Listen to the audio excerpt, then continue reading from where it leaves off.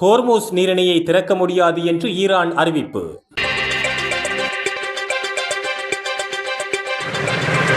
அமெரிக்க மற்றும் இஸ்ரேல் ஆகிய இரு நாடுகளும் போர் நிறுத்தத்தை மீறியுள்ளதன் காரணமாக ஹோர்முஸ் நீரிணையை திறக்க முடியாது என ஈரான் தெரிவித்துள்ளது. அமெரிக்காவினால் ஈரான் துறைமுகங்கள் முடக்கப்படுவது உலக பொருளாதாரத்தை பிணைய கைதியாக வைத்திருப்பதற்கு சமமானது என ஈரான் பாராளுமன்ற சபாநாயகர் குறிப்பிட்டுள்ளார்.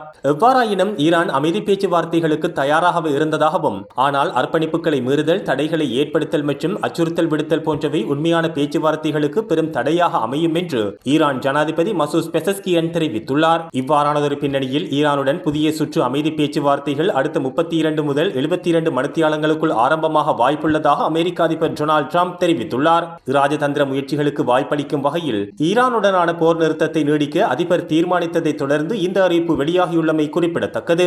நியூயார்க் போஸ்ட் பத்திரிகையின் செய்தியின்படி பாகிஸ்தானின் மத்தியஸ்தகத்துடன் முன்னெடுக்கப்படும் அமைதி பேச்சுவார்த்தைகள் வெற்றிகரமான பாதையை எட்டியுள்ளன. இது குறித்து கருத்து தெரிவித்த அமெரிக்க அதிபர் டொனால்ட் ட்ரம்ப் அது நடப்பதற்கு வாய்ப்புள்ளது என்று குறிப்பிட்டுள்ளார். நேற்று முடிவடையவிருந்த போர் நிறுத்தத்தை பாகிஸ்தானின் வேண்டுகோளுக்கு இணங்கி நீடிப்பதற்கு அமெரிக்க அதிபர் டொனால்ட் ட்ரம்ப் நடவடிக்கை எடுத்துள்ளார்.